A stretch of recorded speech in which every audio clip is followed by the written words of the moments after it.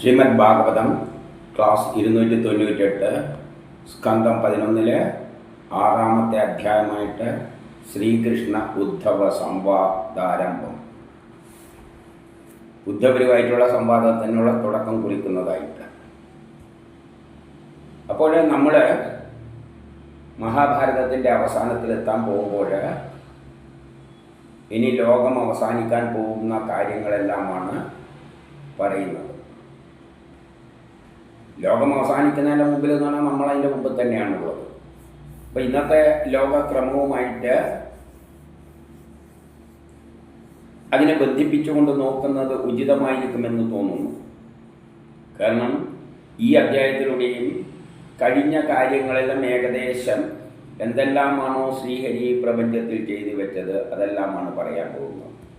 അപ്പം നമുക്കും ഇതെല്ലാം നമ്മുടെ ജീവിതത്തിലൂടെ കടന്നു പോകുന്ന ഘട്ടങ്ങളാണ്, ചരിത്രങ്ങളാണ്. പക്ഷേ അത് കഥരൂപത്തിൽ അവതരിപ്പിച്ചതാണ്.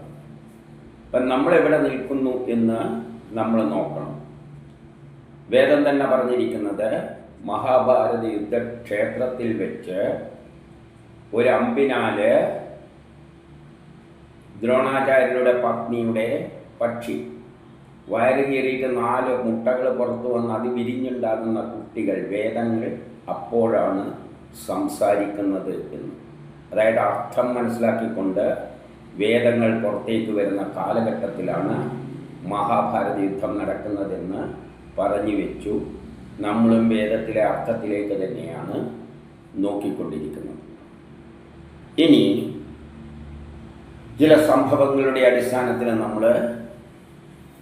ഇപ്പോൾ നമ്മൾ എവിടെയാണ് നിൽക്കുന്നതെന്ന് വിലയിരുത്തിക്കൊണ്ടിരിക്കുകയാണ്.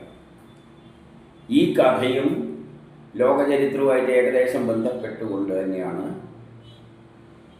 നമ്മളിപ്പം പറഞ്ഞുകൊണ്ട് പോകുന്നത്. അപ്പോൾ അർജുനനെ ആക്റ്റീവാക്കാൻ വേണ്ടിയിട്ട് കൃഷ്ണൻ കുരുക്ഷേത്രത്തിൽ വെച്ച് ഭഗവത്ഗീത ഉദ്ഘോഷിച്ചിട്ടും ഉപദേശിച്ചിട്ടും അർജുനൻ ആക്റ്റീവായിട്ടില്ല. അർജുനൻ ഒരുമാതിരി അവിടെ ഇവിടെയെല്ലാം കൊന്നുകൊണ്ട് നടക്കുകയായിരുന്നു. അർജുനൻ ആ ഒരു അവസ്ഥയിലേക്ക് വന്നിട്ടില്ല. പക്ഷേ അർജുനൻ എപ്പോഴാണ് അവസ്ഥയിലേക്ക് വന്നത്? ശരിയായ ആക്റ്റീവായത് എപ്പോഴാണ്? അർജുനൻ്റെ പുത്രൻ അഭിമന്യുവിനെ എല്ലാവരും വളഞ്ഞിട്ട് കൊന്നപ്പോഴാണ്. അഭിമന്യു എന്ന് പറഞ്ഞാൽ അഭിമാനത്തിന് ക്ഷതമേൽക്കുമ്പോൾ മാത്രമേ ഇത്തരം ധർമ്മത്തിൽ പിടിച്ചു നിൽക്കുന്ന ജനങ്ങൾ പ്രതികരിക്കുകയുള്ളൂ. അതുപോലെ വേണ്ട വേണ്ട എന്ന് വെച്ച് നടക്കും. അത് ഗീത ഉപദേശിച്ചിട്ടും കാര്യമില്ല. പക്ഷേ അർജുനൻ്റെ പുത്രൻ അർജുനൻ്റെ അഭിമാനത്തിന് ക്ഷതമേറ്റപ്പോഴാണ് അർജുനൻ പിന്നെ വളരെ ആക്റ്റീവായിരുന്നു. ഇന്ന് സൂര്യൻ അസ്തമിക്കുന്നതിനെക്കാട്ടി മുമ്പ് ഇന്നോ നാളെ മറന്നുപോയി വധിക്കും എന്ന് പറഞ്ഞ പ്രതിജ്ഞയെല്ലാം എടുക്കുന്ന ഒരവസ്ഥയായിരുന്നു അത്. അപ്പോഴാണ് ആക്റ്റീവായിട്ട്. അപ്പം കൃഷ്ണൻ തന്നെ ചോദിക്കുന്നത്, നീ ആരാണ് വധിക്കാൻ? നീയാണോ തീരുമാനിക്കുന്നത്? നീ നിന്റെ കർമ്മം ചെയ്യുക, വധിക്കണോ വേണ്ടയോ എന്നെല്ലാം കാലം തീരുമാനിച്ചു വെച്ചിട്ടുണ്ട് എന്നാണ് കൃഷ്ണൻ പറഞ്ഞത്. അപ്പോൾ അത്രയും ആക്റ്റീവ് ആവുകയാണ്. അത്തരം ഒരവസരം നമുക്കിന്നുണ്ടായിട്ടുണ്ടോ എന്ന് ചോദിച്ചു കഴിഞ്ഞാൽ, നമ്മളിപ്പം നോക്കുന്ന റഷ്യയായിട്ട് അടിക്കുന്നുണ്ടെങ്കിലും റഷ്യൻ്റെ അകത്ത് പല ഡ്രോണുകളെല്ലാം അയക്കുന്നുണ്ട്. മോസ്കോവിലേക്ക് തന്നെ അയച്ചിട്ടുണ്ട്. അതൊന്നും ഒരു ഉക്രൈൻ വിചാരിച്ചാൽ നടക്കുന്ന കാര്യമല്ല. കാരണം സാറ്റലൈറ്റിലൂടെ സ്ഥലം ലൊക്കേറ്റ് ചെയ്തെല്ലാം ചെയ്യേണ്ടി. റഷ്യയിൽ എന്തെല്ലാം സംഭവിക്കുന്നുണ്ടെങ്കിൽ അതിനെല്ലാം പ്രധാനപ്പെട്ട ഒരു രാഷ്ട്രത്തിൻ്റെ സാങ്കേതിക വിദ്യയിലൂടെയാണ് അത് ചെയ്തിരിക്കുന്നത്. ഉക്രൈനൊരു ശിഖണ്ഡിക്ക് സമാനമാണ്. ശിഖണ്ഡിയെ വെച്ചുകൊണ്ടാണ് യുദ്ധം ചെയ്യുന്നത്. മോസ്കോയിലോട്ട് എത്രയല്ലോ ബോംബെല്ലാം പ്രയോഗിച്ചു. അവിടെയുള്ള രാഷ്ട്ര തലവന്മാരെ വധിച്ചിട്ടുണ്ട്, രഹസ്യമായിട്ടല്ല. ഇതിനൊന്നും ഒരു രാഷ്ട്രത്തിൻ്റെ സാങ്കേതിക വിധി ഇല്ലാതെ ഒന്നും ചെയ്യാനൊന്നും പറ്റില്ല. അപ്പോൾ റഷ്യക്ക് നല്ല പണം അറിയാം ഇത് ആരാണ് ജയിക്കുന്നത്. എന്നിട്ടും നമ്മളും എല്ലാം ചിന്തിച്ചിട്ട് എന്താ ഈ റഷ്യ ഇങ്ങനെ ന്യൂക്ലിയർ ബോംബ് പൊട്ടിക്കും എന്നും പറയല്ലാതെ ഒന്നും ചെയ്യില്ല. എന്തുകൊണ്ടാണ് ചെയ്യാത്തത്? പിന്നെ ന്യൂക്ലിയർ യുദ്ധത്തിലേക്ക് കടന്നു കഴിഞ്ഞാൽ ലോകം നശിച്ചു പോകും. അത്രയും ദീർഘമായിട്ട് ചിന്തിച്ചുകൊണ്ടാണ് റഷ്യ ചെയ്യാത്തത്. അതുപോലെ ചൈനക്ക് അതുമാതിരി മാത്രമല്ല, റഷ്യൻ്റെ എണ്ണ കച്ചവടം നിർത്താൻ വേണ്ടിയിട്ട് കടലിൽ വെച്ചിട്ട് കപ്പൽ ഷാഡോ ഫ്ലീറ്റെല്ലാം പിടിക്കും. എന്നിട്ടും റഷ്യ അനങ്ങുന്നില്ല. അർജുനൻ്റെ അതേ അവസ്ഥയിലാണ്. ഒന്നും ചെയ്യാതെ പ്രതികരിക്കാതെ നിൽക്കുകയാണ്. ഉക്രൈൻ അങ്ങനെ അടിച്ചുകൊണ്ടേയിരിക്കും. ചൈനക്കെതിരായിട്ട് എന്തെല്ലാം പ്രയോഗിച്ചിട്ട് ചൈനയും ശ്രമിച്ചുകൊണ്ടിരിക്കുകയാണ്. നമ്മൾ എല്ലാം പലവരും മാധ്യമത്തിൽ ചോദിക്കുന്നുണ്ട്, ഈ ചൈന എന്താണ് ഇങ്ങനെ, അവർക്ക് ഈ കച്ചവടത്തിലേ താല്പര്യമുള്ളൂ, അവരെന്താ പ്രതികരിക്കാത്തത്, അവർ ഈ കാര്യത്തിൽ കച്ചവടമായിട്ട് നടക്കുകയാണല്ലോ. അവരും ഒരുമാതിരി ന്യൂട്രലായിട്ട് എന്ത് സംഭവിച്ചാലും അവരവരുടെ കച്ചവടം മാത്രം. ഇതെന്താ കച്ചവടത്തിൽ ഇങ്ങനെ മത്ത് പിടിച്ച് നടക്കുകയാണോ എന്നെല്ലാം നമുക്കെല്ലാം തോന്നിയിട്ടുണ്ട്. പക്ഷേ ചില സന്ദർഭങ്ങളിലാണ് അർജുനൻ്റെ അഭിമന്യുവിന് ക്ഷതമേൽക്കുമ്പോഴാണ് എല്ലാം ഒന്നിച്ച് പ്രതികരിക്കുന്നത്. അത് നമ്മളിപ്പോൾ കണ്ടു. വെനിൻസുലയിലെ പ്രസിഡന്റിനെ തട്ടിക്കൊണ്ടുപോയി. വെനിൻസുല എന്ന് പറയുന്നത് ചൈന ബെൽറ്റ് ആൻഡ് റോഡെല്ലാം ഉണ്ടാക്കിയിട്ട് അവിടെ എത്രയോ സഹായങ്ങൾ ചെയ്തുകൊണ്ട് അവിടുത്തെ എണ്ണ സംസ്കരിച്ചെടുക്കുന്നുണ്ട്, ധാതുക്കൾ സംസ്കരിച്ചെടുക്കുന്നുണ്ട്. എല്ലാത്തിനും എത്രയോ ലക്ഷങ്ങൾ ചെലവിട്ടിട്ട് നിൽക്കുന്ന രാജ്യത്താണ് അമേരിക്ക രീതി ചെയ്തിരിക്കുന്നത്. അത് ചൈനക്ക് തന്നെ കിട്ടുന്ന അടിയാണ്. ചൈനൻ്റെ അത് പറയാം. അതുമാത്രമല്ല, റഷ്യയുമായിട്ട് ധാരണയുണ്ടാക്കിയ ഒരു രാജ്യമാണ് ഈ വെനിൻസുലൻ പ്രസിഡന്റ്. അദ്ദേഹത്തെയാണ് തട്ടിക്കൊണ്ടുപോയിരിക്കുന്നത്. അത് റഷ്യക്കൊരു അഭിമാന പ്രശ്നം തന്നെയാണ്, അഭിമാനക്ഷതമാണ്. വളഞ്ഞിട്ടിട്ടാണ് കൊണ്ടുപോയിരിക്കുന്നത്. കഥയിൽ വരുമ്പോൾ അഭിമന്യുവിനെ വളഞ്ഞിട്ട് എല്ലാവരും കൂടി കൊന്നതിന് സമാനം. റഷ്യയുടെ ഒരു ഷാഡോ ഫ്ലീറ്റ് പിടിച്ചു കഴിഞ്ഞാൽ മാധ്യമങ്ങളിലും എല്ലാത്തിലും വലിയ സംഭവങ്ങളായിട്ട് പറയുകയാണ്. ഇങ്ങനെ പിടിക്കാൻ ആർക്കാണ് പറ്റാത്തത്? അങ്ങനെ പിടിച്ചു കഴിഞ്ഞാലുള്ള സംഭവം എന്താണ് സംഭവിക്കുക? റഷ്യയിൽ കയറി പിടിക്കാൻ തുടങ്ങിക്കഴിഞ്ഞാൽ എന്താ സംഭവിക്കുമെന്ന് ചിന്തിച്ചു നോക്കും. അതിൽപ്പെട്ട ആളാണ് ആര്? വെനിൻസുലൻ പ്രസിഡന്റ്. റഷ്യയുടെ അഭിമാനം തന്നെയാണ്, അഭിമന്യു തന്നെയാണത്. അപ്പോൾ ഈ ഒരവസ്ഥയാണ് നമ്മളിന്ന്. ഇനി നമുക്കറിയാലോ, യുദ്ധം ചെയ്യുന്നത് മുഴുവൻ എങ്ങനെയാണ്? ശിഖണ്ഡികളെ മുൻനിർത്തിക്കൊണ്ട് കള്ളക്കളികളിലൂടെയാണ്. നേരിട്ട് ഏറ്റുമുട്ടുന്നില്ല. പക്ഷേ ഇനി നേരിട്ട് തന്നെ ഏറ്റുമുട്ടുന്ന അവസ്ഥയിലേക്ക് അവിടെയാണ് ചരിത്രം എത്തി നിൽക്കുന്നത്. ഇനി നമ്മളിതും കഴിഞ്ഞിട്ട് എവിടെ എത്തണം? മഹാഭാരത യുദ്ധത്തിന് ശേഷം ഭൂമിയുടെ ഭാരം കുറച്ചിട്ട്, ഈ യുദ്ധത്തിലൂടെ തന്നെയാണ് ഭൂമിയുടെ ഭാരം കുറയാൻ പോകുന്നത്. നമ്മൾ എവിടെ എത്തും? സുന്ദരമായ വസുദേവ ലോകത്തിലേക്ക്. നല്ലൊരു ലോകം. എല്ലാവരും ഒരു കുടുംബത്തിലെ അംഗത്തെപ്പോലെ ഉച്ചനീചത്വങ്ങളില്ലാതെ എല്ലാവരും സമത്വത്തോടുകൂടി ജീവിക്കുന്ന ഒരു ലോകം, അവൻ്റെ രാജ്യം. അതിലേക്കാണ് പോകുന്നത്. അത് കഴിയുമ്പോൾ പിന്നെ മനുഷ്യരിലുണ്ടാകുന്ന പ്രശ്നങ്ങളാണ്. എല്ലാവരും തുല്യമാകുമ്പോഴുള്ള കുഴപ്പം. ആരും ബഹുമാനിക്കില്ല. പ്രത്യേകിച്ച് ബുദ്ധിയുള്ള ആൾക്കാരെ മറ്റുള്ളവർ പരിഹസിക്കാൻ നോക്കും. കാരണം അവനെന്തായാലും ബുദ്ധി എപ്പോഴും മറ്റുള്ളവരിൽ നിന്ന് ഒന്ന് മുന്നിട്ട് നിൽക്കും. അങ്ങനെ തുല്യമാവുക എന്ന് പറഞ്ഞാൽ അങ്ങനെ ഓരോരുത്തർ മുന്നിട്ട് നിൽക്കേണ്ട, അവനെ പരിഹസിക്കും. ആ ബ്രാഹ്മണ ശാപത്താൽ തന്നെയാണ് ലോകം നശിക്കാൻ പോകുന്നത്. അതാണ് നമ്മളിനി കടന്നു പോകേണ്ട ഘട്ടങ്ങൾ. ഇത്രയും പറഞ്ഞുകൊണ്ട് നമുക്ക് ഈ കഥയിലേക്ക് വരാം. 1 മുതൽ 4 വരെ ശ്രീസുകൻ പറയുകയാണ്. ബ്രഹ്മാവിന് തൻ്റെ പുത്രന്മാരായ സനകാദികളെയും ദേവന്മാരെയും പ്രജാപതികളെയെല്ലാം കൂട്ടി ദ്വാരകയിൽ വന്നു. പരമേശ്വരനും അപ്പോഴവിടെ എത്തി. അതായത് ബ്രഹ്മാവും പരമേശ്വരനും സനകാദികളും പ്രപഞ്ചം സൃഷ്ടിക്കുന്നതിന് മുമ്പിൽ ഏതെല്ലാം ഉണ്ടായിരുന്നു അവരെല്ലാം കൂടിയിട്ട് ദ്വാരകയിലെത്തി. മരുത്തുക്കളോടുകൂടി ദേവേന്ദ്രനും ആദിത്യന്മാരും വസുക്കളും അശ്വനീകുമാരന്മാരും ഋതുക്കളും ഋഷികളും അങ്കീരസുകളും ദേവേന്ദ്രന്മാരും വിശ്വദേവന്മാരും ഗന്ധർവന്മാരും എല്ലാവരും അവിടെ വന്നിയാണ്. കാരണം ലോകം മുഴുവൻ അവിടെ എത്തിയാണ് കൃഷ്ണൻ്റെ മുമ്പിൽ, ശ്രീഹരിയുടെ മുമ്പിൽ. കാലമാണ് ഈ ലോകത്തെ നയിക്കുന്നത്. അതുപോലെയാണ് നമ്മളെ ലോകം ഇപ്പം പോയിക്കൊണ്ടിരിക്കുന്നത്. അപ്പം കൃഷ്ണൻ്റെ മുമ്പിൽ അവിടെ വന്നു ചേർന്നു. എല്ലാവരും ശരണം പ്രാപിക്കുക. കാരണം തിരിച്ചെവിടത്തേക്കാണ് പോകാൻ പോകുന്നത്? ശ്രീഹരിയിലേക്കാണ്. ലോകം മുഴുവൻ ബ്രഹ്മാവടക്കം പോകാൻ പോവുകയാണ്. അപ്പോൾ അവരെല്ലാം ശരണം പ്രാപിക്കുകയാണ്. മഹാപ്രളയം വരുമ്പോൾ നമ്മളും ശരണം പ്രാപിക്കും. നമ്മൾ യുക്തിവാദിയോ കമ്മ്യൂണിസ്റ്റുകാരനോ ആരോ ആകാം. പക്ഷേ മഹാപ്രളയം വരുമ്പോൾ അപ്പോഴാണ് ഓർക്കുക, ഓ ഇതെല്ലാം ഭാഗവതത്തിൽ പറഞ്ഞ സംഭവന്മാരിയാണല്ലോ വരുന്നത്. അപ്പോഴൊരു ശക്തി വിശേഷമുണ്ട്, ഈ പറയുന്നതിലെല്ലാം കാര്യമുണ്ടെന്ന് വെച്ച് എല്ലാവരും വണങ്ങും ആ ശക്തിയെ. ഏത് ശക്തിയെ? രൂപവും ഭാവവും ഇല്ലാത്ത ആ ശക്തിയെ. അപ്പം ഇവരെല്ലാം അവിടെ വന്നുചേർന്നു.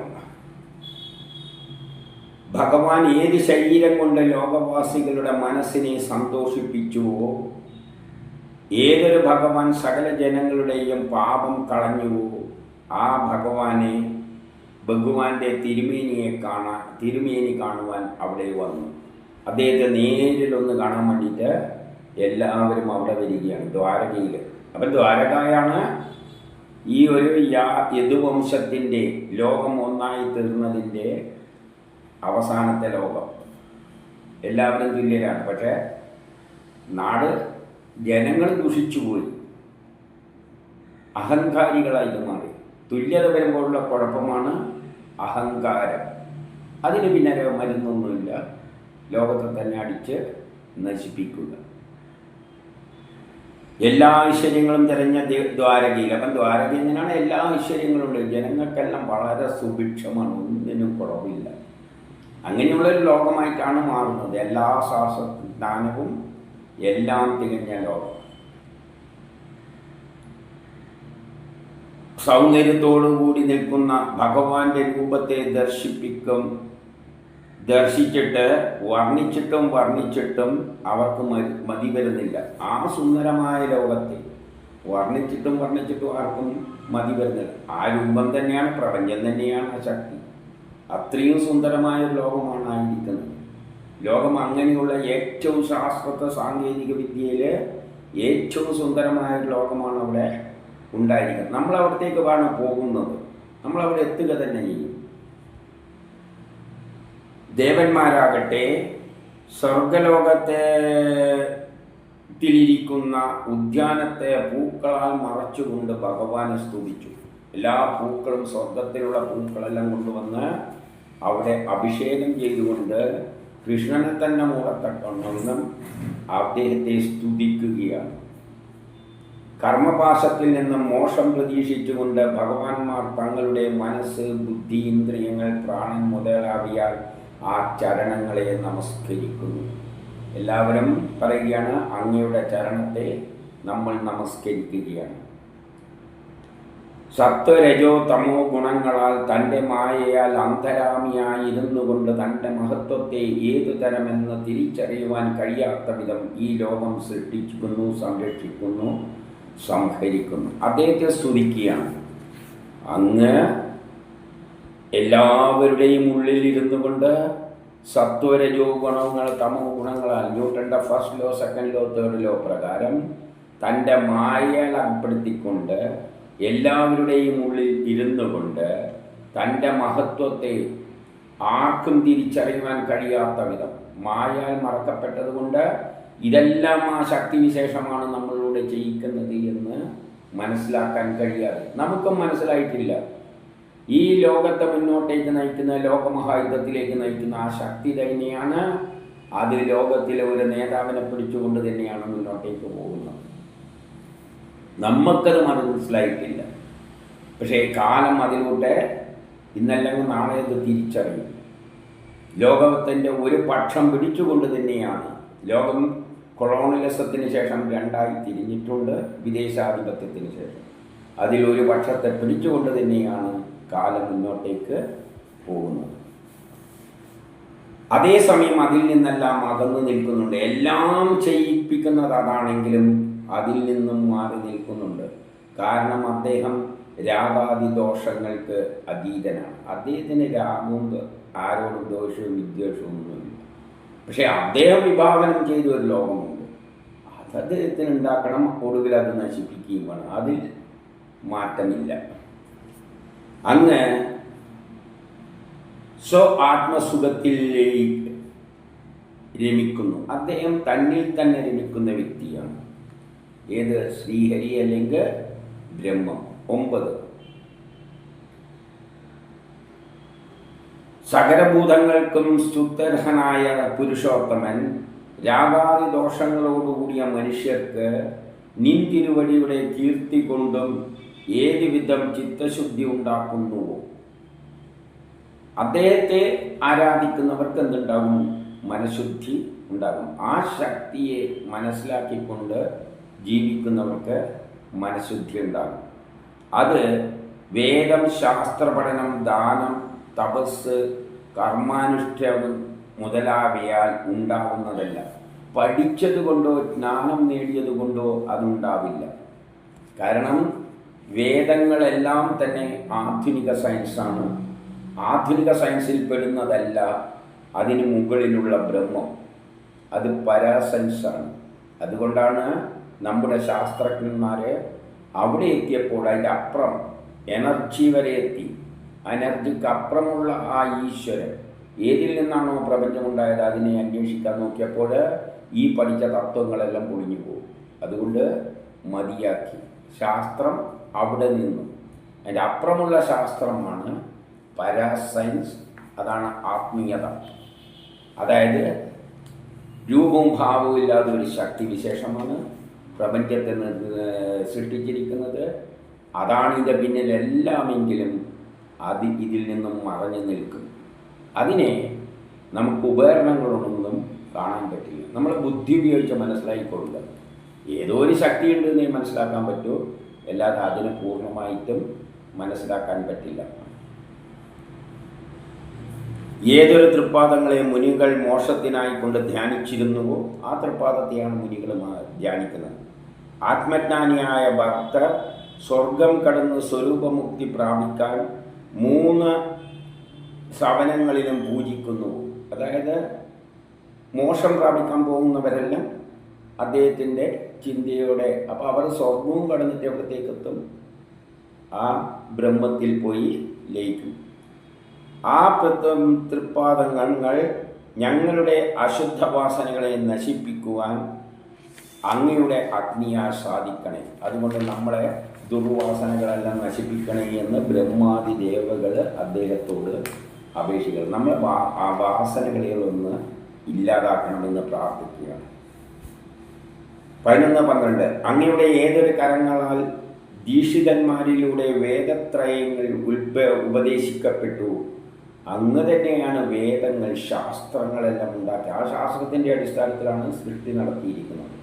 ആ ശാസ്ത്രങ്ങൾ പണ്ഡിതന്മാരിലൂടെ ത്രിവേദങ്ങളായിട്ട് അങ്ങിലൂടെ തന്നെയാണ് വന്നിരിക്കുന്നത്.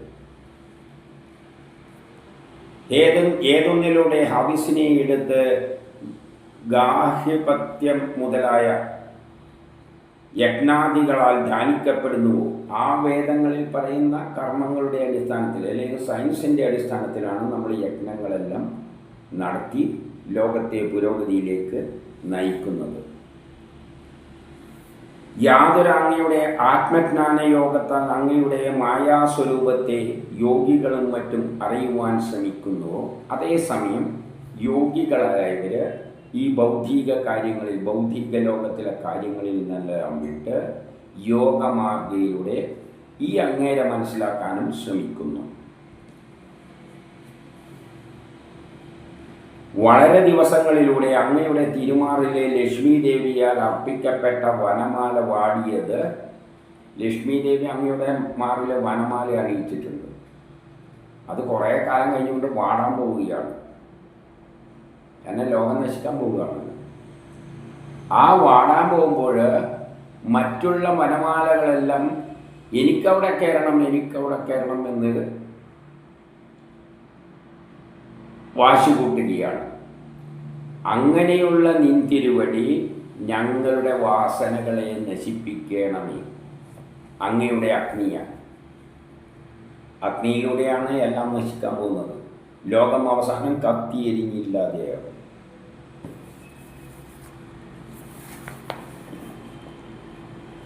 പതിമൂന്ന്, വാമനാവതാരത്താൽ 3 ലോകത്തെയും 3 അടിയാൽ അളന്നപ്പോൾ പണ്ട് ചെയ്ത കാര്യം.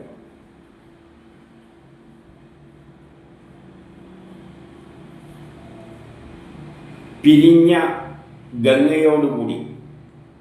അപ്പോൾ അങ്ങനെ അളന്നപ്പോഴാണ് ഗംഗ കൈവഴികളായിട്ട് പിരിഞ്ഞത് എന്ന് പറയുകയാണ്. അതെന്ത് ചെയ്തു? പിരിയുമ്പോൾ അവിടെയുള്ള അധികാര കൊടിമരങ്ങളെല്ലാം കുത്തിയടിച്ചു പോകും. ഗംഗ പിരിഞ്ഞ് പലതായിട്ട് പോകുമ്പോൾ കീഴെയുള്ള എല്ലാം കുത്തിയൊടിഞ്ഞ് പോകുന്നത് പോലെ ദേവന്മാരും അസുരന്മാരുടെയും സൈന്യത്തിന് ഭയം ജനിപ്പിക്കുന്ന കൃഷ്ണൻ വന്നു കഴിഞ്ഞാൽ ദേവന്മാരായാലും അസുരന്മാരായാലും അവരെ പേടിച്ചു വിറക്കും ഈ ശ്രീഹരിയുടെ മുമ്പിൽ. സാധുക്കൾക്ക് സ്വർഗവും ദുഷ്ടർക്ക് നരകവും നൽകുന്നു. കൃഷ്ണൻ ആർക്ക് വേണ്ടിയാണ് നിലനിൽക്കുന്നത്? സാധുക്കൾക്ക് വേണ്ടി, സാധുക്കളായ ജനങ്ങൾക്ക് വേണ്ടി. സാധുക്കളായ ജനങ്ങൾ കഷ്ടപ്പെട്ട് നരക ദുഃഖം അനുഭവിക്കുമ്പോൾ അവർ ദൈവത്തെയും വിളിച്ചിട്ട് നടക്കുമായിരിക്കും. പക്ഷേ കാര്യമൊന്നും നടക്കാൻ പോകുന്നില്ല. സമയത്തുമ്പോൾ കൃഷ്ണൻ തന്നെ തലപ്പത്തുള്ള ദുർരാജാക്കന്മാരെ മാറ്റിയിട്ട് വേറെ ആൾക്കാരെ പ്രതിഷ്ഠിക്കും. അപ്പം സാധുക്കൾക്ക് സ്വർഗവും ദുഷ്ടന്മാർക്ക് നരകവും നൽകുന്ന ലോകത്തിൽ മാറ്റങ്ങൾ ഉണ്ടാകുന്നത് ശ്രീഹരിയിലൂടെയാണ്. അല്ലാതെ നമ്മൾ പോയി വോട്ട് ചെയ്തുകൊണ്ടൊന്നും നാട് നന്നാകാൻ പോകുന്നില്ല.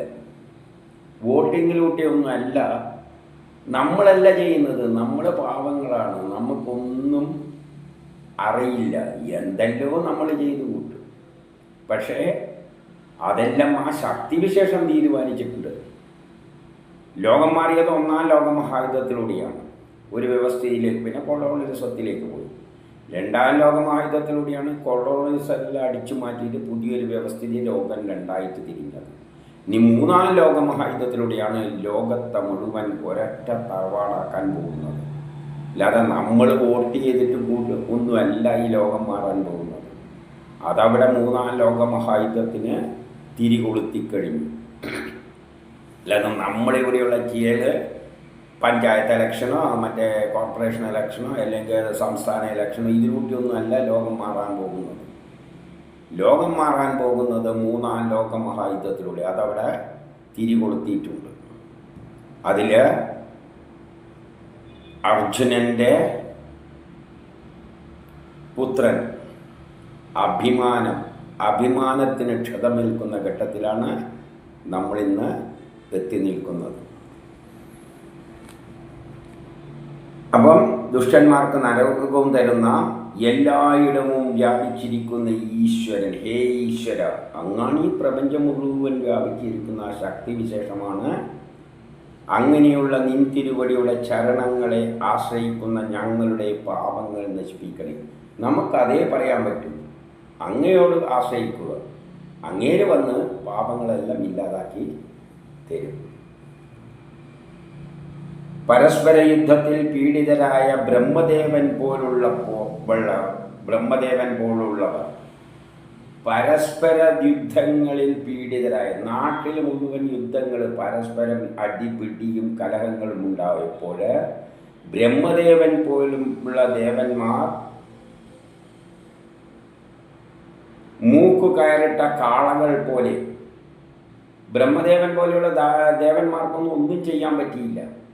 മൂക്ക് കയറിട്ട കാളകളെ പോലെ ഇരിക്കുകയായിരുന്നു ബ്രഹ്മദേവന്മാർ. ഈ നാട്ടിൽ ജനങ്ങൾ, രാജാക്കന്മാർ, ഭരണാധികാരികൾ തമ്മിൽ തല്ലുമ്പോൾ നാട്ടിൽ മുഴുവൻ പരസ്പരം അടിയില്ലേ, തമ്മിൽ തല്ലല്ലേ, ഇതല്ലേ നടക്കുന്നത്.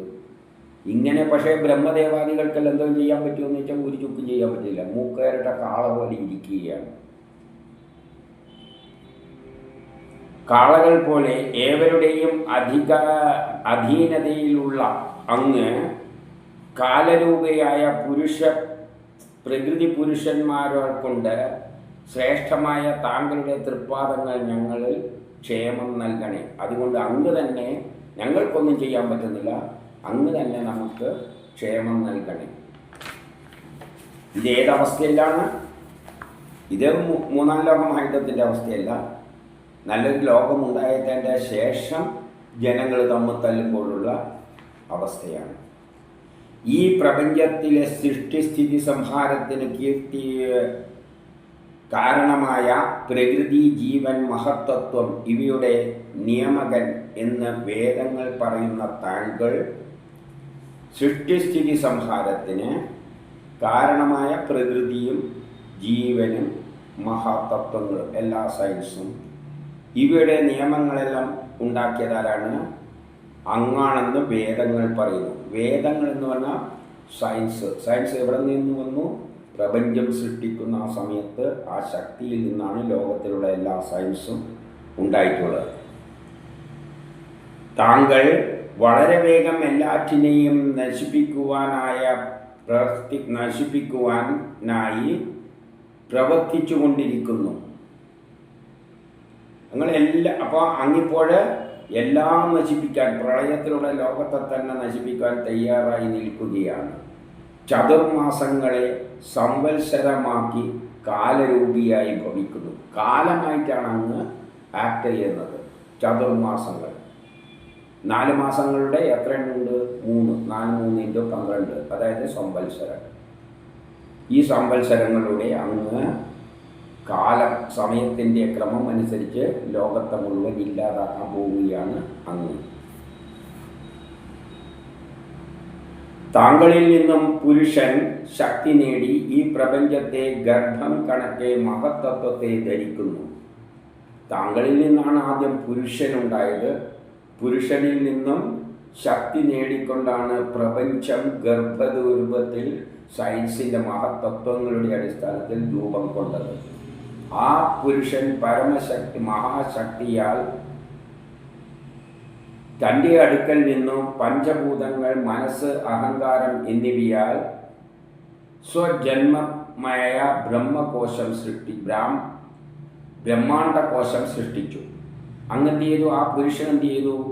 മഹാശക്തിയാൽ, അങ്ങയിൽ നിന്ന് തന്നെ ലഭിച്ച മഹാശക്തിയാൽ പഞ്ചഭൂതങ്ങളെയും മനസ്സ്, അഹങ്കാരം എന്നിവയെല്ലാം ഉണ്ടാക്കിക്കൊണ്ട് ഈ ബ്രഹ്മാണ്ഡം സൃഷ്ടിച്ചു. സൃഷ്ടിയുടെ കാര്യങ്ങളെല്ലാം ചുരുക്കി പറയുകയാണ്. അതിനാൽ സ്ഥാവര ജംഗമമായ ഈ പ്രപഞ്ചത്തിൻ്റെ നിയമകനാണ് അങ്ങ്. അതുകൊണ്ട് ഈ പ്രപഞ്ചത്തിൻ്റെ സൃഷ്ടിക്ക് പിന്നിലുള്ള നിയമങ്ങളെല്ലാം അങ്ങിൽ നിന്ന് തന്നെയാണ് ഉണ്ടായിരിക്കുന്നത്. മാലയാൽ തീർത്ത ഇന്ദ്രിയങ്ങൾ മൂലമുള്ള ശബ്ദം മുതലായവ, മായയാൽ തീർത്ത ഇന്ദ്രിയങ്ങൾ, നമ്മളെ കണ്ണ്, മൂക്കെല്ലാം കാണുന്നത്, കേൾക്കുന്നത്, ശബ്ദം, ഇവയെല്ലാം കൊണ്ട് ദൂരെ സാക്ഷിയായിരുന്നു കൊണ്ട് അങ്ങാണ് നമുക്ക് ഇന്ദ്രിയങ്ങൾ തന്നത്. പിന്നെ നമ്മളെ ഇന്ദ്രിയങ്ങൾ കൊണ്ട് അത് ഇതുമെല്ലാം കാണിപ്പിക്കും, മണപ്പിക്കും, കേൾപ്പിക്കും. എന്നിട്ട് ദൂരെ ഇരുന്നു കൊണ്ട് അങ്ങ് അവയെ നിയന്ത്രിക്കുന്നു, അനുഭവിക്കുന്നു. അങ്ങ് ദൂരെ ഇരുന്നു കൊണ്ട് മനുഷ്യരെല്ലാം സൃഷ്ടിച്ചിട്ട് ഇന്ദ്രിയങ്ങളും കണ്ണും മൂക്കും എല്ലാം കൊടുത്ത് അതിലൂടെ ശബ്ദമെല്ലാം ഉണ്ടാക്കിപ്പിച്ചിട്ട് നമ്മളെ കൊണ്ട് കർമ്മം ചെയ്യിപ്പിക്കുന്നു. എന്നിട്ട് അത് അങ്ങ് വിഭാവനം ചെയ്ത ഒരു ലോകം ഉണ്ടാക്കുകയാണ് പടിപടിയായിട്ട്. അതേസമയം അവയുമായി ബന്ധപ്പെടുന്നുമില്ല. അങ്ങ് ദൂരെ ഇരുന്നുകൊണ്ട് പക്ഷേ ഇതിലൊന്നും തലയിടില്ല. അങ്ങെന്താണോ തീരുമാനിച്ചത് അതുപോലെ ഇവിടെ സൃഷ്ടി നടത്തും. ഓരോ മനുഷ്യരും ഇങ്ങനെ എല്ലാം കാട്ടിക്കൂട്ടിയിട്ട് പക്ഷേ ലോകം പുരോഗമിച്ചിട്ട് പോകും. അങ്ങ് ഇതെല്ലാം നോക്കിയിരുന്നുകൊണ്ട് രസിച്ചുകൊണ്ടിരിക്കും. പക്ഷെ അങ്ങേക്ക് ഇതുമായിട്ടൊരു ബന്ധവും ഇല്ലതാണ്. ആ മായ ജീവികൾ അനുഭവത്തിലൂടെ ഭയന്നു കഴിയുന്നു. അങ്ങനെ ആകെ മായയിലകപ്പെട്ട ജനങ്ങൾ ഭയന്നിട്ടാണ് ജീവിക്കുന്നത്. ഇവിടെയുള്ള മനുഷ്യരെല്ലാം ഭയന്നുകൊണ്ടാണ് ജീവിക്കുന്നത്. ഓരോ ദിവസവും മുന്നോട്ടേക്ക് പോകുന്നത് ഭയന്നുകൊണ്ടാണ്. ആരും ഭയപ്പാടിന് അതീതരല്ല. എല്ലാവരും നാളെ എന്താണ് സംഭവിക്കുന്നതെന്ന് അറിയില്ല. പക്ഷെ അദ്ദേഹത്തിന് നല്ലോണം അറിയാം എന്താണ് നാളെ സംഭവിക്കാൻ പോകുന്നത്. പക്ഷേ ഇവിടെയുള്ള ജീവജാലങ്ങൾക്ക് ഒരു ചുക്കും അറിയില്ല. അവർ ഭയന്നുകൊണ്ട് എന്തെല്ലോ ചെയ്തു കൊടുക്കുന്നു. പുടിൻ ചെയ്യുന്നതായാലും ട്രംപ് ചെയ്യുന്നതായാലും അവരവർ ഭയന്നുകൊണ്ട് എന്തെല്ലോ ചെയ്തു കൂട്ടുന്നുണ്ട്. പക്ഷേ എവിടത്തേക്കാണ് ലോകം എത്തുക എന്നുള്ളത് ആ ശ്രീഹരിക്ക് നല്ല നിശ്ചയമുണ്ട്. ട്രംപും ഭയന്നുകൊണ്ടാണ് എന്തെല്ലോ ചെയ്യുന്നത്, പുടിനും ഭയന്നിട്ട് തന്നെയാണ് ചെയ്യുന്നത്. പക്ഷേ ശ്രീഹരിക്കറിയാം ആരിലോട്ട് എങ്ങോട്ടേക്കാണ് കൊണ്ടുപോകേണ്ടത്.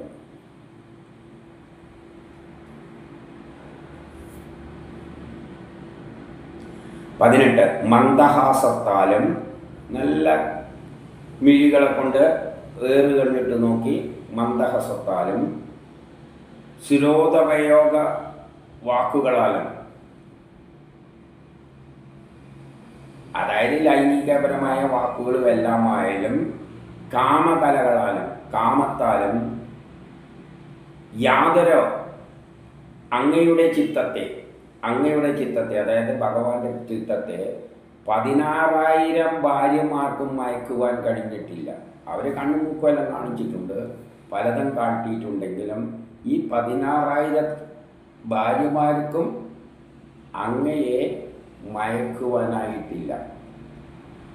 അങ്ങയുടെ കീർത്തി നദിയും അങ്ങയുടെ കാലിൽ നിന്നും പതിച്ചുകൊണ്ടൊഴുകുന്ന ഗംഗ പോലെയുള്ള നദികളും ലോകത്രയങ്ങളുടെ പാപങ്ങളെ നശിപ്പിക്കുവാൻ ശക്തരാണ്. അതായത് അങ്ങയുടെ കീർത്തിയാകുന്ന നദിയെ സ്തുതിച്ചുകൊണ്ടിരുന്നാൽ പാപമകലും. അതേപോലെ അദ്ദേഹത്തിൻ്റെ പാദത്തിൽ നിന്നും ഒഴുകുന്ന ഗംഗ. എന്തുകൊണ്ടാണ് പാദത്തിൽ എന്ന് പറഞ്ഞത്? ഈ വിരാട രൂപം വ്യാപിച്ചു കിടക്കുകയാണ്. അതിൻ്റെ കാലിൻ്റെ അറ്റത്തുള്ള ഒരു പൊടിക്ക് സമാനമാണ് നമ്മളെ പ്രപഞ്ചം. അപ്പം അദ്ദേഹത്തിൻ്റെ പാദത്തിൽ നിന്ന് ഒഴുകുന്ന നദിയാണ് ഗംഗ. അതുകൊണ്ട് ആ ഗംഗയിൽ കുളിച്ചാൽ ആ ഗംഗ നമ്മളെല്ലാം ശുദ്ധമാക്കുന്നു.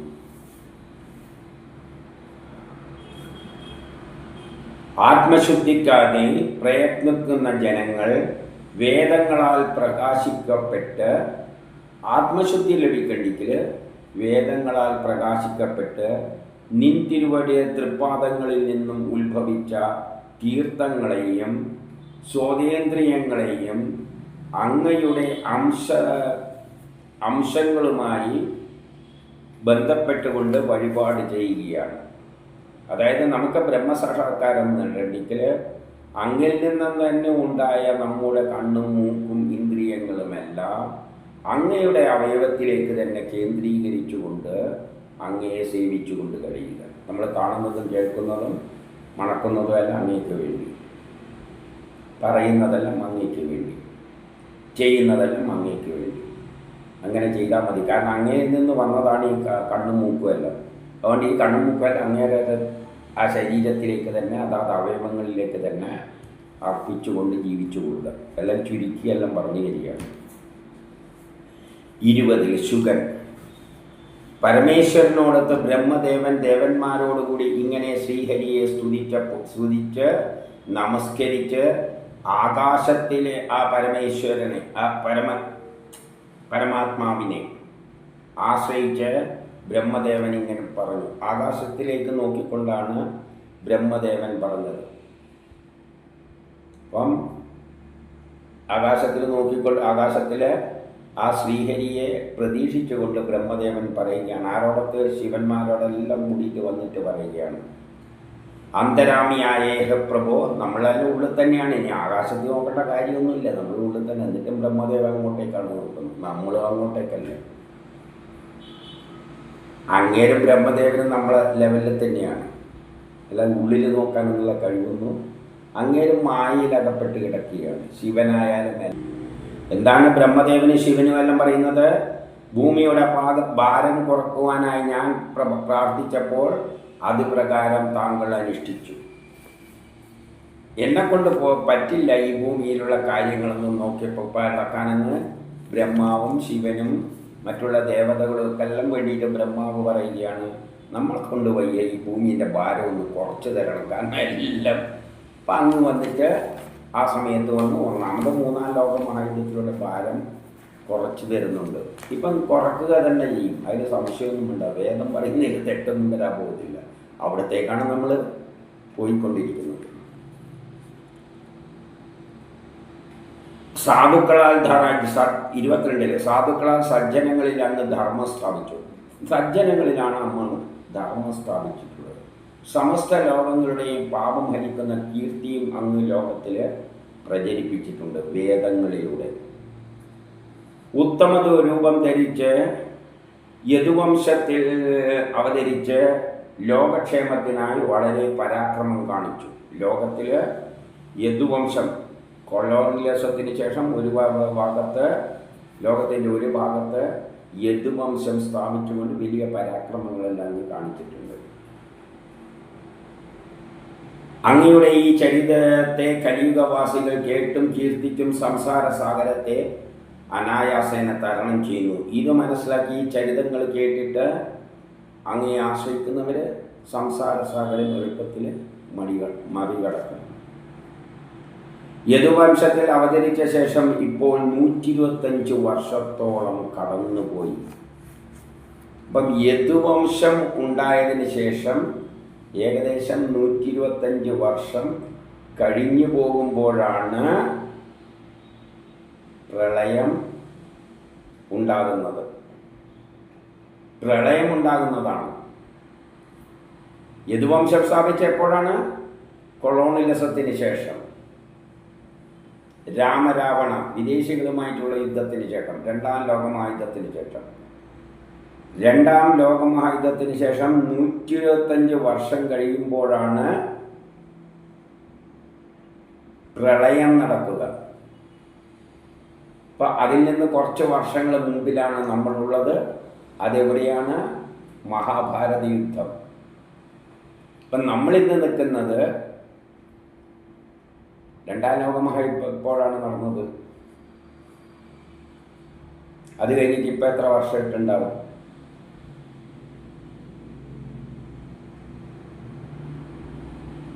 അത് കഴിഞ്ഞിട്ട് ഇനി എത്ര ബാക്കിയുണ്ട്? പ്രളയം നടക്കാൻ 125. അതിൻ്റെ ഇടയ്ക്ക് വേണം എന്തുണ്ടാകാൻ? സുന്ദരമായ ലോകം യുദ്ധം കഴിഞ്ഞിട്ടുണ്ടാകാൻ.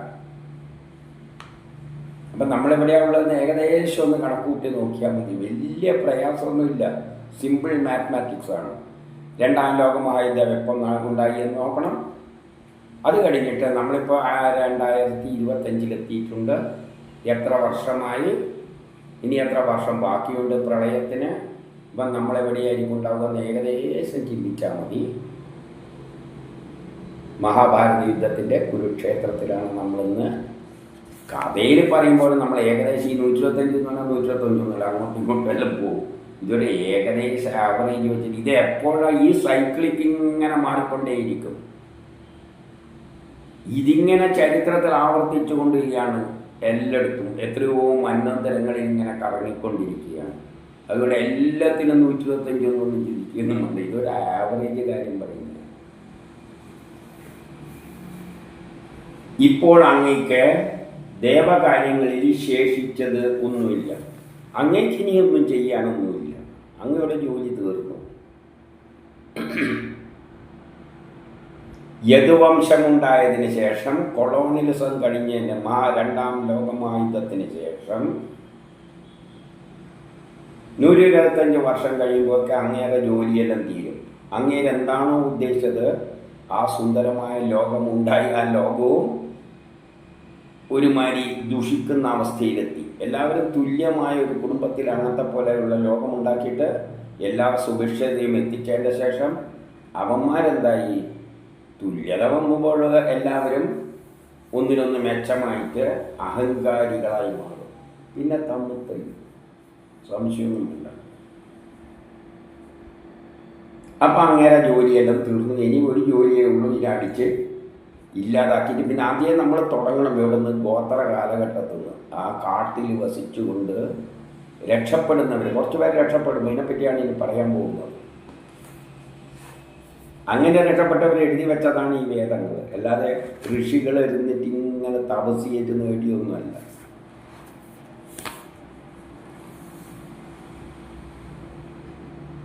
ഇപ്പോൾ അങ്ങേക്ക് ദേവകാര്യങ്ങളിൽ ശേഷിച്ചതില്ല. മേലിൽ യദുവംശവും ബ്രാഹ്മണ ശാപത്താൽ നശിക്കും. ഇനിയിപ്പോൾ യദുവംശവും ബ്രാഹ്മണ ശാപത്താൽ അങ്ങുണ്ടാക്കിയ വംശം തന്നെ നശിക്കും. അങ്ങേക്കും ഇനി കാര്യമായിട്ടൊന്നും ചെയ്യാൻ ഇല്ല.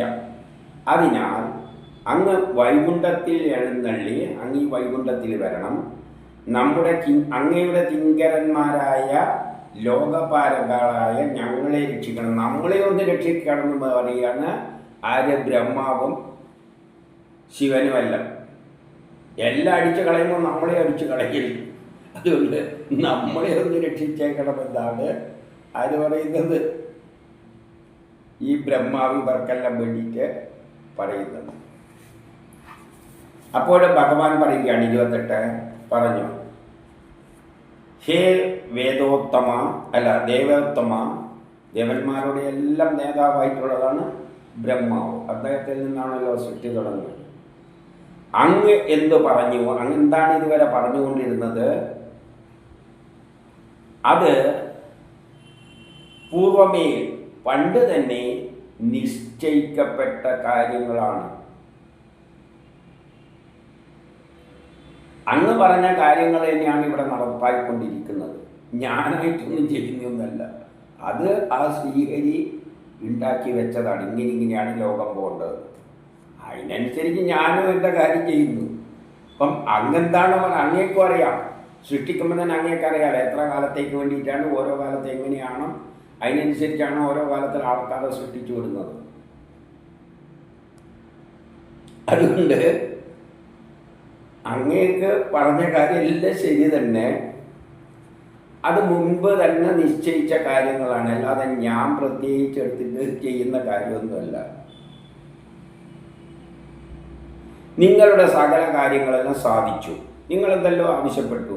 ഭൂമിൻ്റെ ഭാരം കുറക്കണമെന്ന് പറഞ്ഞാൽ ഭൂമിയുടെ ഭാരവും ഞാൻ കുറച്ച് തന്നു. അത്രയും ഞാൻ ചെയ്തിട്ടു. അങ്ങ് ഭൂമിയുടെ ഭാരം കുറക്കാൻ പറഞ്ഞു, ഞാൻ വന്ന് ഭൂമിയുടെ ഭാരം കുറച്ചു. നിങ്ങളുടെ കാര്യവും സാധിച്ചു. ഇനി 29. വീര്യം ശൗര്യം കൊണ്ട് ലോകത്തെ നശിപ്പിക്കുവാൻ ആഗ്രഹിച്ചിട്ടുള്ള യദുവംശത്തെ മഹാസമുദ്രം കരയാൽ തടുത്തു നിർത്തിയതുപോലെ എന്നാൽ തടുക്കപ്പെട്ടു. വീര്യം ശൈലിയെല്ലാം കൊണ്ടിട്ട് യദുവംശം സൃഷ്ടിച്ചു. നല്ലൊരു യുവതലമുറയാണ് സൃഷ്ടിച്ചു വെച്ചത്, ജനങ്ങളെയാണ്. യദുവംശം നല്ലൊരു ലോകം, ഒരു കുടുംബത്തിലെ അംഗത്തെ പോലെ, അദ്ദേഹത്തിൻ്റെ കുടുംബത്തിലെ അംഗത്തെ പോലെ എല്ലാവരും ജാതി മതമൊന്നുമില്ലാതെ, ഉച്ചനീചത്വങ്ങളില്ലാതെ, ഒരു കുടുംബത്തിലെ അംഗത്തെ പോലെ എല്ലാ സൗഭാഗ്യത്തോടു കൂടി എല്ലാ ബുദ്ധിയും തികഞ്ഞുകൊണ്ട് വലിയ വീര്യവും ശൗര്യവുമായിട്ട് നിൽക്കുന്ന അവർ അധർമ്മികളായപ്പോൾ മഹാസമുദ്രം കര തടഞ്ഞു വെക്കുമല്ലോ, അതുപോലെ ഞാൻ ഇതുവരെ അവരെ തടഞ്ഞു വെച്ചു.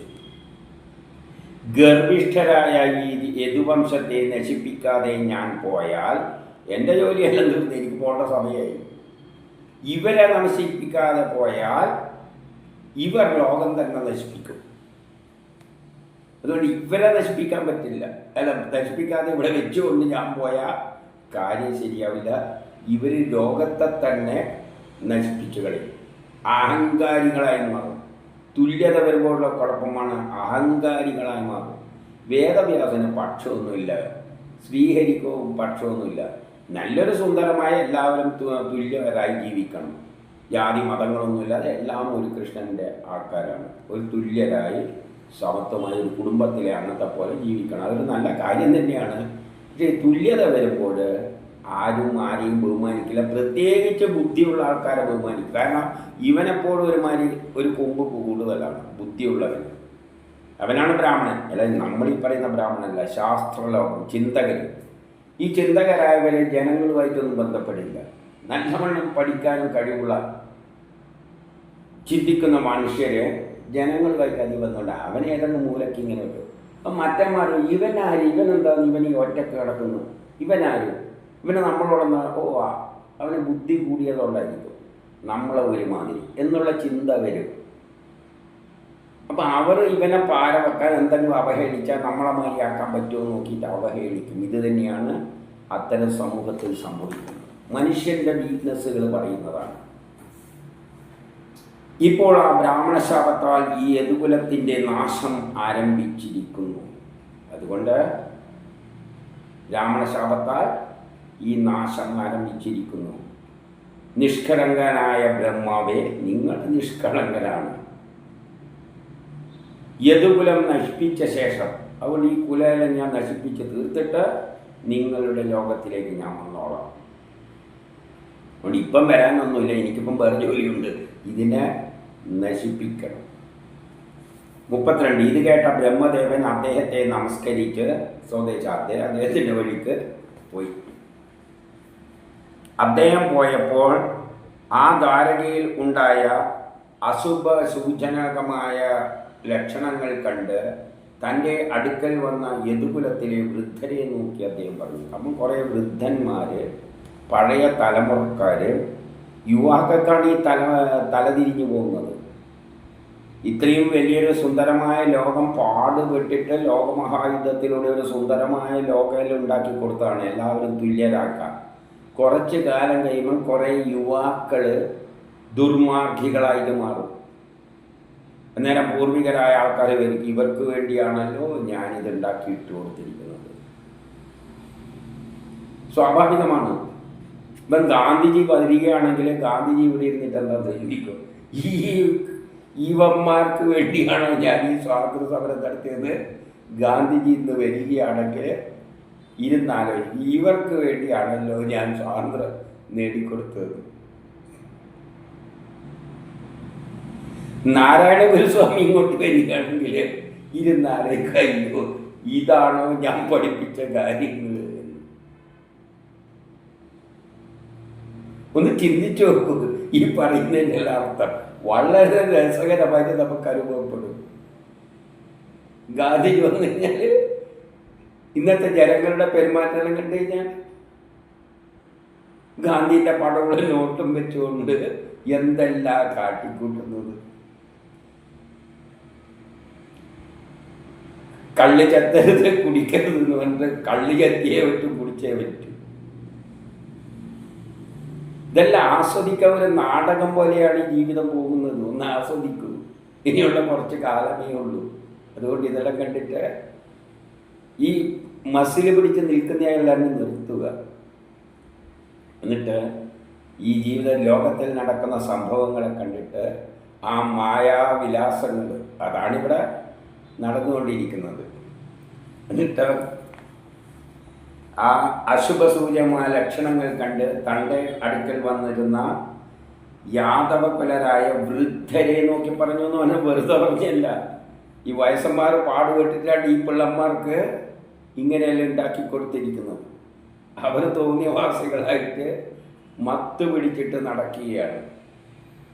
എന്നിട്ടോ പിന്നെ അവർക്കും വേറെ ജോലിയൊന്നുമില്ല. എന്തുകൊണ്ടെന്ന് വെച്ചാൽ ലോകം അവസാനിക്കാൻ പോവാണ്.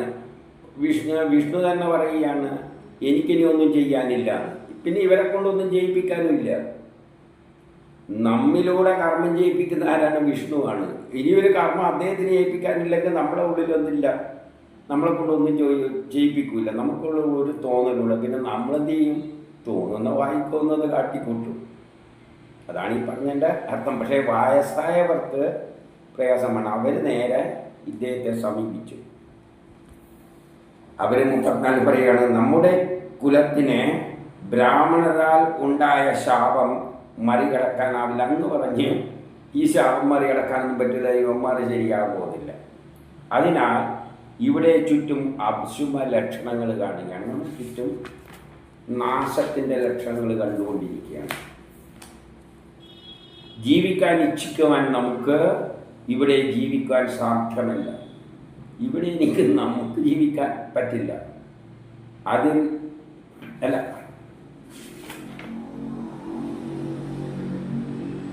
അപ്പോൾ തൻ്റെ അടുക്കൽ വന്ന വൃദ്ധരെ നോക്കിയിട്ട് കൃഷ്ണൻ പറഞ്ഞതാണ്. വൃദ്ധരെ അദ്ദേഹത്തിൻ്റെ അടുക്കൽ വന്നു. അപ്പോൾ കൃഷ്ണൻ പറയുകയാണ്, നമ്മുടെ കുലത്തിന് ബ്രാഹ്മണവശാൽ ഉണ്ടായ ശാപം മറികടക്കാനാവില്ല. നമ്മുടെ കുലത്തിന് ഇനി ബ്രാഹ്മണരുടെ ഈ ശാപത്തെ മറികടക്കാനൊന്നും പറ്റില്ല. കാരണം അതങ്ങനെ ആയിപ്പോയി. അതിനാൽ ഇവിടെ ചുറ്റും അശുഭ ലക്ഷണങ്ങൾ കാണുകയാണ്. നിങ്ങൾ ചുറ്റും അശുഭ ലക്ഷണങ്ങൾ കണ്ടുകൊണ്ടേയിരിക്കും. ജീവിക്കാൻ ഇച്ഛിക്കുന്ന നമുക്കും ജീവിക്കണമല്ലോ എന്നുണ്ട്.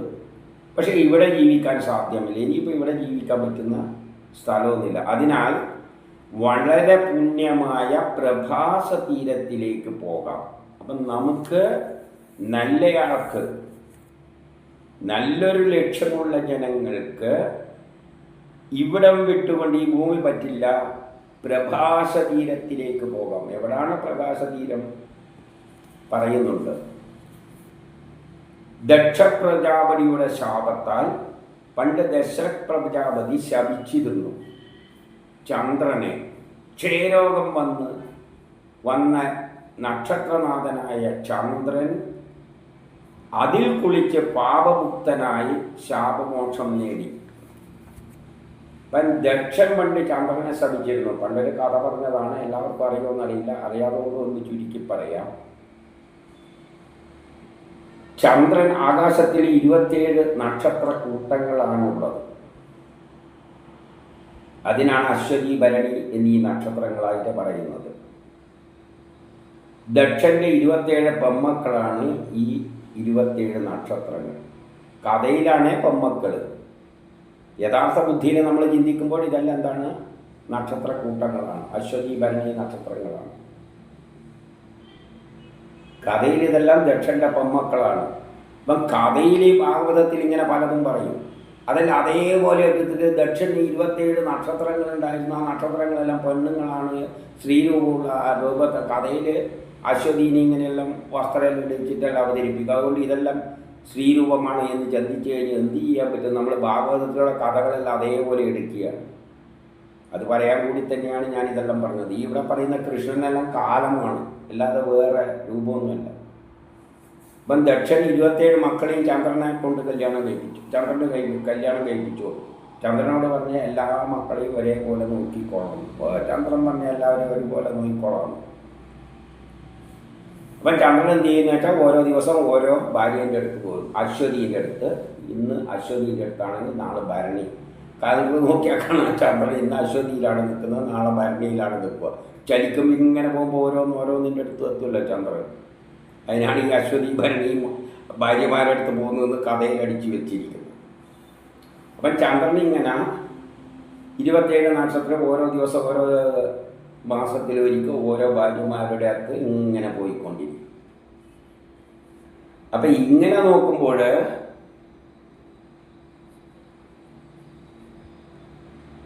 ചന്ദ്രന് രോഹിണി നക്ഷത്രത്തിലെത്തുന്ന സമയം നല്ല തിളക്കാണ്, മുഖത്തിന് നല്ല പ്രസന്നതയാണ്.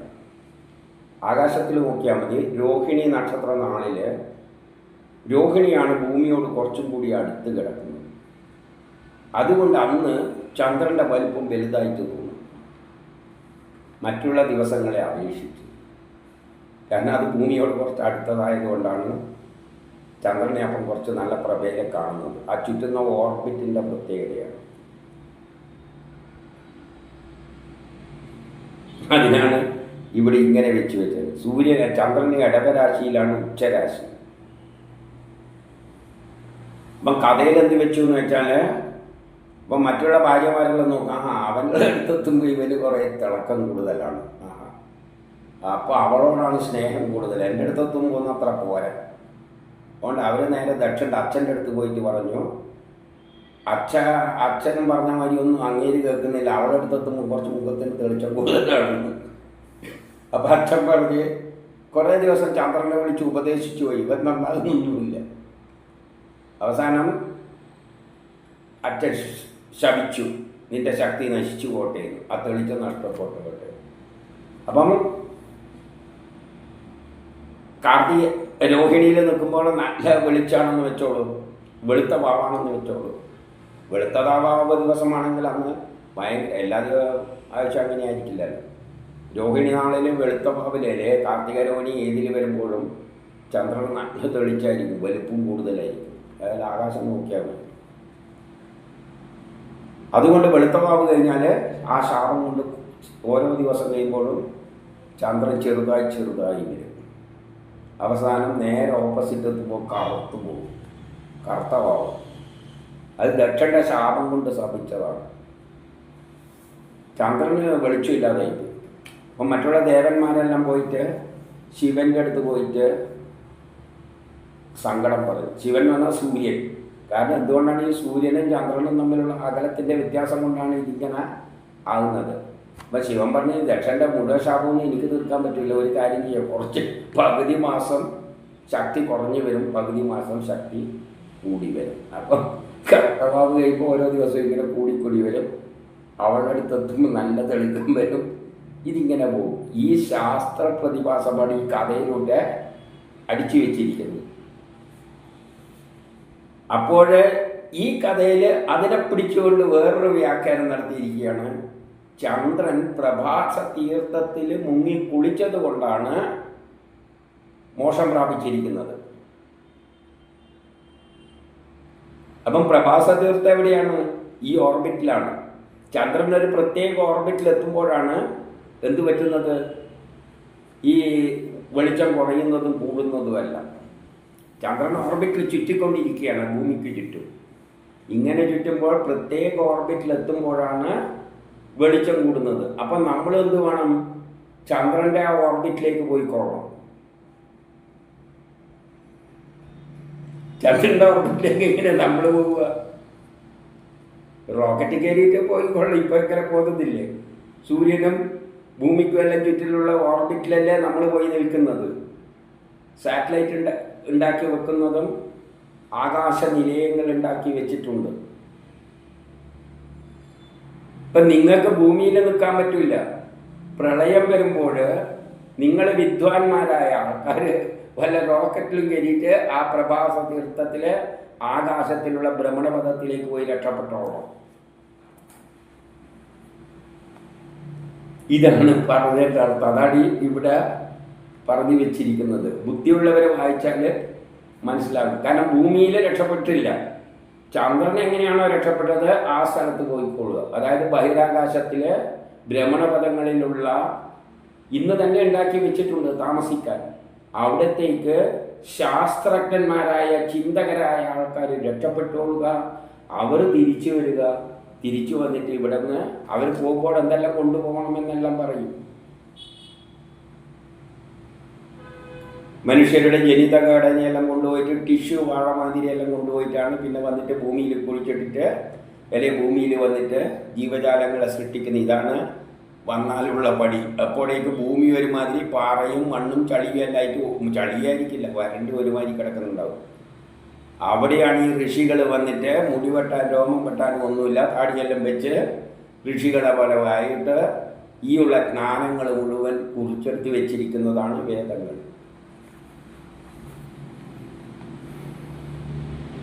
അങ്ങനെ ആ പാപത്തിൽ നിന്നും ശാപമോക്ഷം നേടി നമ്മളും അതിൽ കുളിച്ച്. അപ്പം നമ്മളെ ആ പ്രഭാസ തീരത്തിൽ പോകണം. 37 എവിടെ? ഭൂമിയിലല്ല, അവിടത്തേക്ക് പോയി കുളിക്കണം.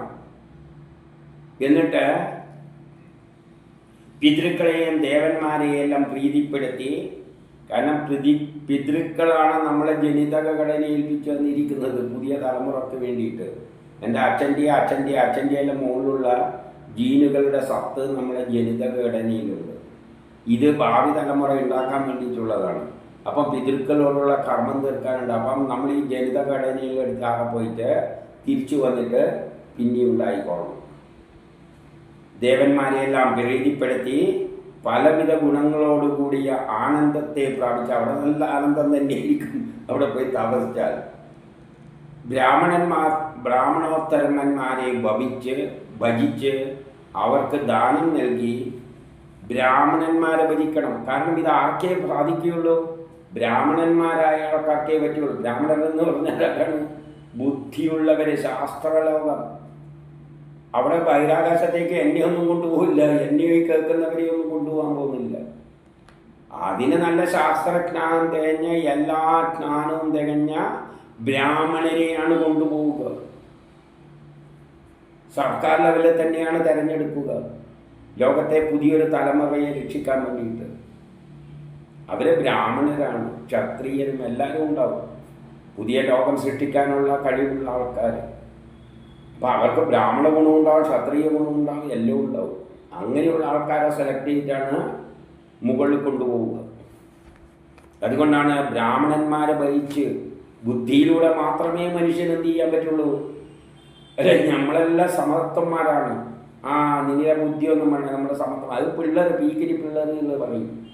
ബുദ്ധിയുള്ളവൻ്റെ സ്ഥാനം ഏറ്റവും വലുതാണ്. ഈ പ്രളയം നടക്കുമ്പോൾ അടുത്ത തലമുറ സൃഷ്ടിക്കുന്നത്, ലോകത്തെ രക്ഷിച്ചിട്ട് തലമുറ സൃഷ്ടിക്കുന്നത് ബുദ്ധിയുള്ള മനുഷ്യരാണ്. അവരാണ് ബഹിരാകാശ നിലയങ്ങൾ സ്ഥാപിച്ചിരിക്കുന്നത്. അവിടത്തേക്ക് പോകാനുള്ള വഴികൾ തുറക്കുന്നത് അവരാണ്. അവരിലൂടെയാണ് ബുദ്ധിമാന്മാരെ രക്ഷിച്ചിട്ട് കൊണ്ടുപോയിട്ട് പുതിയൊരു സൃഷ്ടിക്രമം തുടങ്ങുന്നത്. അതുകൊണ്ട് എന്ത് വേണം? ബ്രാഹ്മണത്വന്മാരെ ഭജിച്ചിട്ട് അവർക്ക് ദാനം നൽകി സമുദ്രം കപ്പലിനാൽ കടക്കുന്നത് പോലെ എന്ത് വേണം? ആ ദാനത്താൽ പാപപരിഹാരം നേടാം. ഈ പാപത്തിൽ നിന്ന് രക്ഷപ്പെടാൻ ബ്രാഹ്മണരെ ആശ്രയിക്കുക, ബുദ്ധിയുള്ള ശാസ്ത്രലോകത്തെ ആശ്രയിക്കുക. അല്ല ഭരണാധികാരികൾ വിചാരിച്ചാൽ ഒരു ചുക്കും ചെയ്യാൻ പറ്റില്ല. അതിന് പറ്റിയ ശാസ്ത്രജ്ഞന്മാരുണ്ട്. അവരെ ആശ്രയിച്ചു കഴിഞ്ഞാൽ അവർ രക്ഷിപ്പിച്ചെടുക്കും. എന്നിട്ടോ 49 ഈ വിധം ഭഗവാനാൽ ഉപദേശിക്കപ്പെട്ട യാദവർ പ്രഭാസ തീരത്തേക്ക് പോകുവാൻ തീരുമാനിച്ച് രഥങ്ങളെ യോജിപ്പിച്ചു. അപ്പം ഇത് പറഞ്ഞപ്പോൾ, പ്രളയം വരുന്നു എന്നറിഞ്ഞപ്പോൾ ലോകത്തിലുള്ള എല്ലായിടമുള്ള ശാസ്ത്രജ്ഞന്മാർ രഥങ്ങളെ യോജിപ്പിച്ചു. എവിടെ പോയ? പ്രഭാസ തീരത്തിലേക്ക്. അതിനുള്ള സജ്ജീകരണങ്ങൾ കൊടുക്കുന്നു. എന്നിട്ട് അവിടത്തേക്ക് രക്ഷപ്പെടുകയാണ്. രഥങ്ങൾ തയ്യാറാക്കാൻ ആക്കി. 40-41 ഘോരമായ അശുഭ സൂചനകൾ കണ്ട് കൃഷ്ണൻ പറയുന്നത് കേട്ട് യാദവന്മാർ തയ്യാറാകുന്നത് കണ്ടു നോക്കി, അതെല്ലാം നോക്കിക്കൊണ്ട് കൃഷ്ണനെ ഏകാന്തമായ ഒരു സ്ഥലത്ത് വെച്ച് വന്ദിച്ച് പ്രണമിച്ച് കൈകൂപ്പി ഉദ്ധവർ പറഞ്ഞു.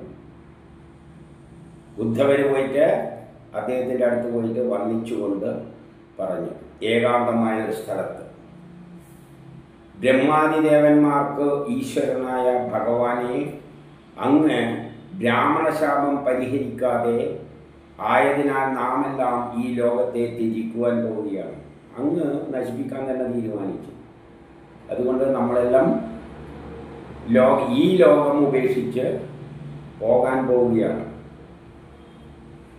അല്ലയോ കേശവ, അങ്ങയുടെ ചരണങ്ങളെ വിടാൻ ഞാൻ ശക്തനല്ല. അങ്ങയുടെ പാദം വിട്ടിട്ട് പോകാനൊന്നും എനിക്ക് ഇഷ്ടം തോന്നുന്നില്ല, അതിനുള്ള ശക്തിയില്ല.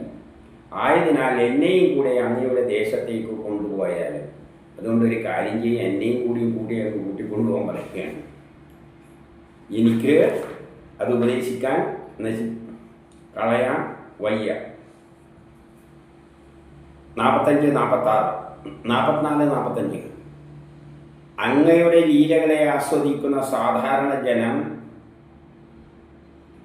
മറ്റുള്ള ഇച്ഛകളെയെല്ലാം ഉപേക്ഷിക്കുന്നു.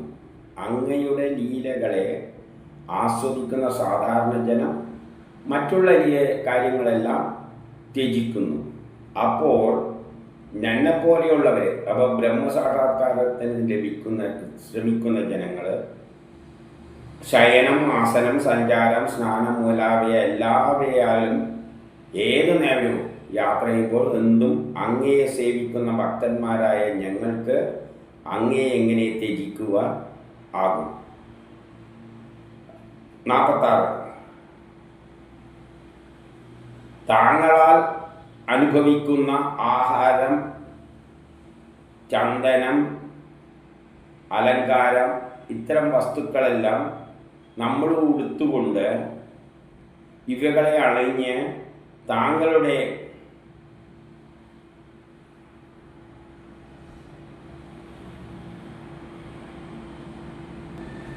ദാസന്മാരായി ഇരുന്നു കൊണ്ട് ഞങ്ങൾ എന്ത് ചെയ്യും? തീർച്ചയായും താങ്കളുടെ മായയെ ജയിക്കും. നമ്മൾ അങ്ങയുടെ മായ ജയിക്കാൻ തന്നെ തീരുമാനിച്ചിട്ട് അങ്ങയെ പിന്തുടർന്ന് കൊണ്ടുപോകുന്ന ഭക്തന്മാരാണ്. അതായത് ബ്രഹ്മസാക്ഷാത്കാരത്തിന് വേണ്ടി എല്ലാം ഉപേക്ഷിച്ചിട്ട് പോകുന്ന തരത്തിലുള്ള ഭക്തന്മാരാണ് നമ്മൾ. 47 പറയാണ്, അങ്ങയെ തന്നെ ഭജിച്ചുകൊണ്ട് ആത്മജ്ഞാനത്തിലൂടെ ആത്മജ്ഞാനത്തിൽ മുഴുകിക്കൊണ്ട് ഇരിക്കുന്ന സന്യാസിമാരും ഋഷികളെ പോലെയുള്ളവർ അവസാനം അങ്ങയുടെ തന്നെ ഇരിപ്പിടമായ ബ്രഹ്മം, ആ ബ്രഹ്മത്തിൽ തന്നെയാണ് പ്രാപിക്കുന്നത്. അതായത് ബ്രഹ്മസാക്ഷാത്കാരം നേടാൻ ശ്രമിക്കുന്നവരെല്ലാം അങ്ങയെ തന്നെ പ്രാപിക്കുകയാണ്. അപ്പം നമുക്കെന്ത് വേണം? ബ്രഹ്മസാക്ഷാത്കാരം കിട്ടാൻ വേണ്ടിയാണ് ഇദ്ദേഹം ശ്രദ്ധിക്കുന്നത്. അർജുനൻ പണ്ട് ചോദിച്ച പോലെ, ഞാൻ ബ്രഹ്മസാക്ഷാത്കാരത്തിന് പോടാ, എനിക്കൊന്നും കൊല്ലാൻ പറ്റില്ല എന്ന് പറഞ്ഞപ്പോഴാണ് പറഞ്ഞത്, നിന്റെ ജോലിയൊന്നുമല്ല, നീ അത്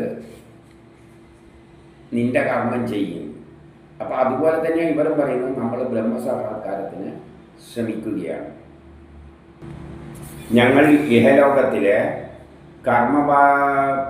ഈ ലോകത്തിലെ കർമ്മമാർഗത്തിൽ ചുറ്റിത്തിരിയുന്നവരാണെങ്കിലും, ഇവിടെ അദ്ദേഹം ഭൗതിക ലോകത്തിൽ തന്നെയാണ് ജീവിച്ചിരുന്നത്. അപ്പം കർമ്മമാർഗത്തിൽ ചുറ്റിത്തിരിയുന്നവരാണെങ്കിലും അങ്ങയുടെ ഭക്തന്മാരോടുകൂടി നിന്തിരുവടി കാണിച്ചെന്ന ലീലകളെല്ലാം വർണ്ണിച്ചുകൊണ്ടും പാടിക്കൊണ്ടും നമ്മൾ അങ്ങനെ നടക്കും. അതിലൂടെ ഈ സംസാര സാഗരത്തെ അനാസായേന നമ്മളും തരണം ചെയ്യും. ഇത് പറഞ്ഞപ്പോൾ ശ്രീസുകൻ പറയുകയാണ്, ഇങ്ങനെ പറഞ്ഞപ്പോൾ തൻ്റെ വിശ്വസ്തനും ഭക്തനും തനിക്ക് ഏറ്റവും പ്രിയനുമായ ഉദ്ധവരെ നോക്കിയിട്ട് കൃഷ്ണൻ ഇനി ഇങ്ങനെ പറയുകയാണ്. അത് അടുത്ത അധ്യായത്തിലാണ്.